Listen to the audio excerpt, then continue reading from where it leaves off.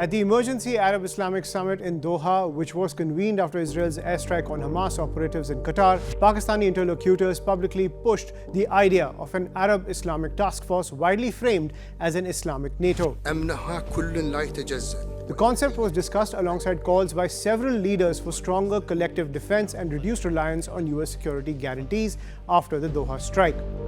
Reports suggest Pakistan and Turkey were particularly visible backers of a collective security architecture, with Gulf states simultaneously vowing to activate existing joint defense mechanisms.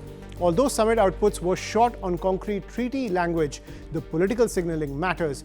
It revives a recurring ambition periodically floated since the early 2000s to organize a standing Muslim majority military framework that goes beyond ad hoc coalitions.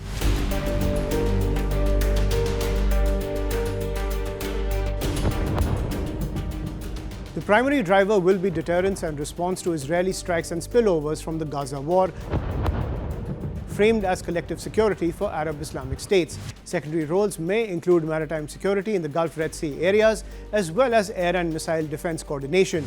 It is also likely to include counter-drone and ballistic missile networks, crisis stabilization, and rapid humanitarian and military assistance.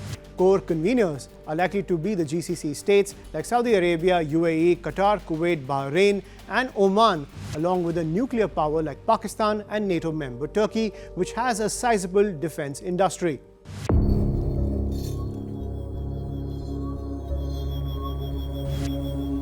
Now, even as headlines trumpeted an Islamic NATO, several structural frictions make a real treaty difficult.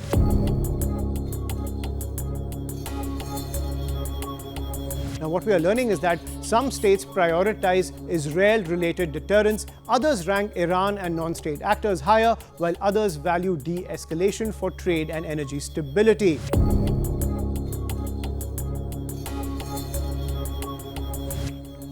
UAE, Bahrain, and others maintain channels and defense ties that they won't likely jeopardize, primarily with Israel and the United States. Doha's communiques were hard-hitting politically, but concrete military steps were carefully hedged.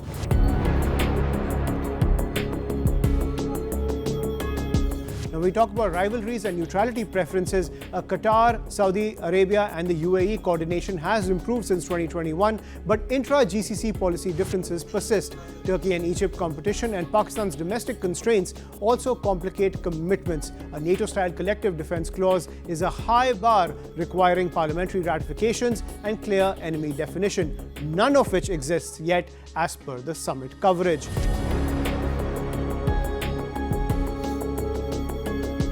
Now, what are the strategic implications? If an Islamic defense framework gains traction, it diversifies security provisioning in the Gulf and could modestly dilute US monopoly on regional security, at least symbolically. Now, some summit narratives explicitly linked the push to a disappointment with US guarantees after the Doha strike.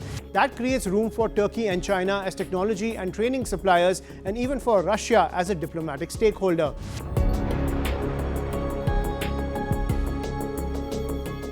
But what is the Israel calculus? A formalizing bloc, even without an Article 5 guarantee, would raise political costs of unilateral Israeli actions and could lead to tighter Arab air defense integration. But Israel retains a qualitative military edge, cyber reach, as well as deep US backing.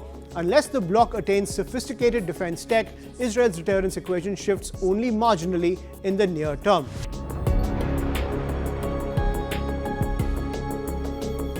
But what does it mean for India?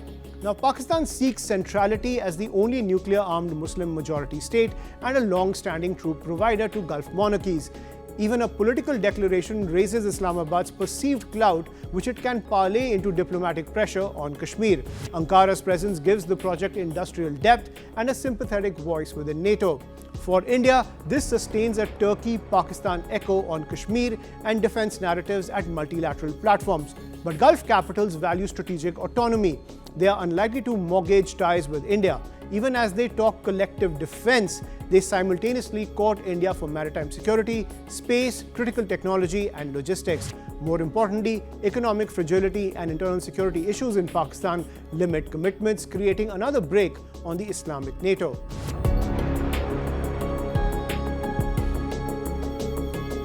So what is the bottom line? The Doha push is best read as political signaling plus an incremental security coordination project, not a ready-made NATO clone. It spotlights Pakistan's aspiration to recast itself as the military hub of a Muslim-majority defense network and Turkey's interest in anchoring its defense industry in Gulf Asia corridors. For India, the immediate impact is narrative and diplomatic, not military. The initiative remains symbolic, and New Delhi retains a broad space to balance ties across the Gulf while deepening Indo-Pacific security partnerships.